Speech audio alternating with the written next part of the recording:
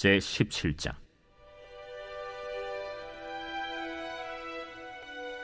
아사의 아들 여호사밧이 대신하여 왕이 되어 스스로 강하게 하여 이스라엘을 방어하되 유다 모든 견고한 성읍에 군대를 주둔시키고 또 유다 땅과 그의 아버지 아사가 정복한 에브라임 성읍들의 영문을 두었더라.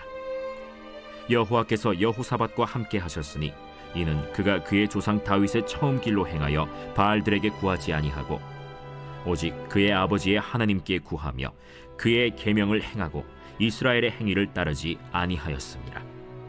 그러므로 여호와께서 나라를 그의 손에서 견고하게 하심에 유다 무리가 여호사밧에게 예물을 드렸으므로 그가 부귀와 영광을 크게 떨쳤더라. 그가 전심으로 여호와의 길을 걸어 산당들과 아세라 목상들도 유다에서 제거하였더라. 그가 왕위에 있은 지 3년에 그의 방백들 벤하일과 오바댜와 스가랴와 느다넬과 미가야를 보내어 유다 여러 성읍에 가서 가르치게 하고 또 그들과 함께 레위 사람 스마야와 느다냐와 스바디아와 아사헬과 스미라못과 여호나단과 아도니아와 도비아와 도바도니아 등 레위 사람들을 보내고 또 저희와 함께 제사장 엘리사마와 여호람을 보내었더니 그들이 여호와의 율법책을 가지고 유다에서 가르치되 그 모든 유다 성읍들로 두루 다니며 백성들을 가르쳤더라. 여호와께서 유다 사방의 모든 나라에 두려움을 주사 여호사밧과 싸우지 못하게 하시매 블레셋 사람들 중에서는 여호사밧에게 예물을 드리며 은으로 조공을 바쳤고 아라비아 사람들도 짐승떼 곧 순양 7,700마리와 순염소 7,700마리를 드렸더라. 여호사밧이 점점 강대하여 유다의 견고한 요새와 국고성을 건축하고 유다 여러 성에 공사를 많이 하고 또 예루살렘에 크게 용맹스러운 군사를 두었으니 군사의 수요가 그들의 족속대로 이러하니라. 유다에 속한 천부장 중에는 아드나가 으뜸이 되어 큰 용사 30만 명을 거느렸고 그 다음은 지휘관 여호하나님이 28만 명을 거느렸고 그 다음은 시그리의 아들 아마시아니 그는 자기를 여호와께 즐거이 드린 자라 큰 용사 20만 명을 거느렸고 베냐민에 속한 자 중에 큰 용사 엘리아다는 활과 방패를 잡은 자 20만 명을 거느렸고 그 다음은 여호사밧이라 싸움을 준비한 자 18만 명을 거느렸으니 이는 다 왕을 모시는 자요 이외에 또 온 유다 견고한 성읍들에 왕이 군사를 두었더라.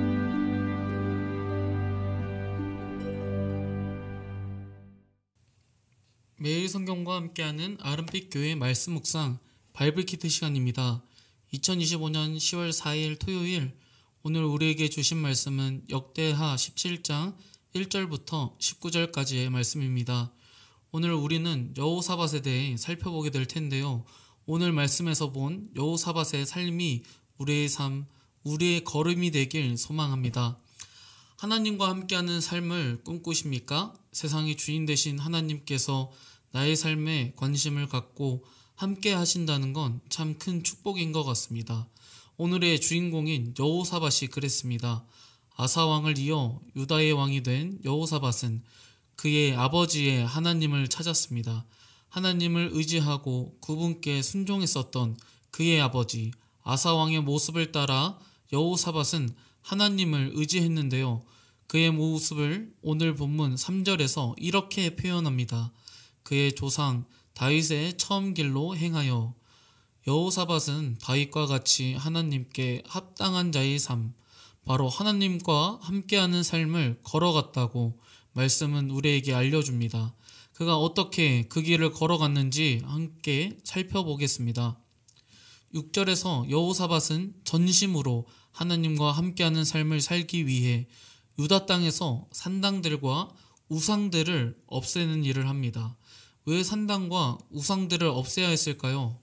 그것이 하나님과 함께하는 삶이기 때문입니다. 당연한 질문과 답변입니다. 하지만 우리의 삶은 어떤가요? 하나님과 함께하는 삶이라고 할 수 있을까요? 우리 삶을 돌아보면 많은 우상들이 있습니다. 우린 여러 우상을 세웁니다. 그것들이 나의 삶에 영원한 평안과 안정을 가져다 줄 것이라고 여깁니다. 하지만 그것들이 주는 평안과 안정은 일시적이라는 사실을 우린 너무나 잘 압니다. 우린 이 사실을 두려움과 허무함을 통해 확인하게 됩니다. 저희 집에 5명의 식구가 함께 살고 있습니다. 금요일 주말이 되면 학교 기숙사에서 보내고 있었던 저와 막내 여동생이 집으로 옵니다. 집에 오면 텅 빈 기숙사에서 보지 못했던 제가 좋아하는 과일과 고기들을 볼 수 있습니다. 기숙사에서 집으로 갈 때 그것들을 먹을 수 있다는 생각에 참 행복하게 그렇게 갑니다. 하지만 한편으로 불안합니다. 왜 불안하냐면 제가 집에 도착하기 전에 가족들이 다 먹으면 어떡하지 하는 불안감을 가지고 집으로 갑니다. 집에 도착하여 과일과 고기가 있다는 것을 생각하면 너무나도 행복합니다. 그것을 먹기 전부터 행복을 느낍니다. 하지만 동시에 불안합니다. 내가 그 행복을 누리지 못하게 될 수 있다는 두려움이 있습니다. 도착해서 고기와 과일을 먹으면 참 행복합니다. 하지만 그 행복과 평안함이 계속되진 않습니다. 과일과 고기를 먹은 뒤 만족하지 못한 저는 또 다른 행복을 찾아 냉동실을 열어 아이스크림을 꺼내 먹습니다. 우상이라는 것이 그렇습니다. 우리에게 영원한 평안과 행복을 줄 것 같이 유혹합니다. 하지만 우린 그것을 통해 얻게 되는 건 일시적인 평안과 행복일 뿐 결국 우리에게 남는 건 두려움과 허무함 뿐입니다. 우린 그 두려움과 허무함 때문에 다시 또 다른 우상을 찾아 나서게 됩니다. 그렇게 우린 하나님과 멀어진 삶을 걸어가게 됩니다. 여호사밧은 이 사실을 알았던 겁니다. 바로 말씀을 통해 그리고 자신의 아버지를 통해 알았습니다. 우리 삶에 하나님을 대신하는 우상들이 있습니까? 우리에겐 필요가 없습니다. 없어도 우린 행복할 수 있고 평안할 수 있습니다. 아니, 오히려 우상들이 없어야 행복할 수 있고 평안할 수 있습니다. 평안과 행복을 누리는 삶은 하나님과 함께하는 삶이고 그건 매일 우상을 제거하는 삶입니다. 우리의 삶에 하나님을 대신하는 평안과 행복을 줄 것 같은 우상을 제거하고 그리스도 안에서 참 행복과 참 평안을 누리는 성도님들 되시길 소망합니다. 여호사밧은 왕이 된 지 3년째 되었을 때 드디어 자신의 아버지 아사 왕에게 온전히 왕위를 받아 직접 유다를 통치하게 됩니다. 왕이라는 막중한 책임감과 자신이 꿈꾸던 나라를 만들기 위한 이상으로 기대감이 가득했을 겁니다. 이 마음을 가졌던 그가 시작했던 건 바로 율법 교육을 마련하는 것이었습니다. 방백 5명, 레위 9명, 제사장 2명을 세워 유다 전역의 성읍을 순회하며 율법을 가르치게 했습니다. 여호사밧은 율법 교육을 통해 온 나라가 온 백성이 하나님의 말씀을 가까이 하고 하나님의 뜻을 알기 원했습니다. 하나님과 함께하는 삶은 말씀을 가까이 하는 삶입니다. 말씀은 하나님을 알게 하고 우리 자신을 알게 합니다. 우리의 진정한 영의 양식을 누리며 살아가길 소망합니다. 하나님께서 초대하시는 풍성한 영의 식탁을 매일 누리며 살아가시길 소망합니다. 그 식탁에 말씀이 있고 그 말씀이 우리를 살게 하고 그 말씀이 우리를 영원한 평안과 행복으로 인도하십니다. 요한복음 8장 32절입니다. 진리를 알지니 진리가 너희를 자유롭게 하리라. 말씀이 우리 영혼을 두려움과 허기에서 자유롭게 할 것입니다.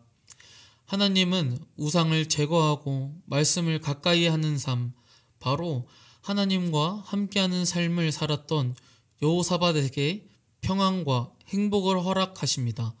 외세로부터 그 나라를 지켜주시고 그가 통치하는 그 나라에 풍성함을 더하십니다.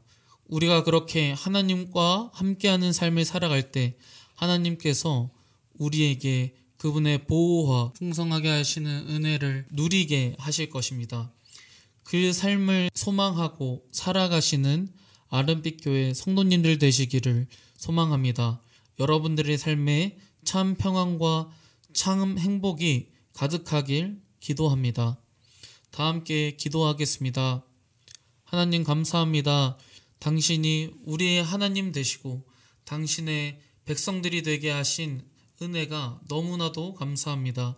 우리는 삶의 수많은 우상들로 인해 이 사실을 잊어버리고 살아갈 때가 많습니다. 내가 받은 은혜와 내가 사랑하는 하나님의 존재를 잃어버리게 하고 우리를 두려움과 허무함으로 이끕니다. 그것에 마음을 빼앗겨 살아가는 우리를 긍휼히 여겨주시고 주님이 주시는 새 힘을 붙들고 다시 한번 일어나 하나님과 함께하는 삶을 살아가게 하여 주시옵소서. 오늘도 말씀 붙들고 하나님이 보내시는 자리에서 하나님과 함께하는 삶을 살아가는 우리 아름빛 교회 성도님들 다 되도록 인도해 주세요. 감사드리며 우리와 언제나 함께 하시는 예수 그리스도의 이름으로 기도합니다. 아멘.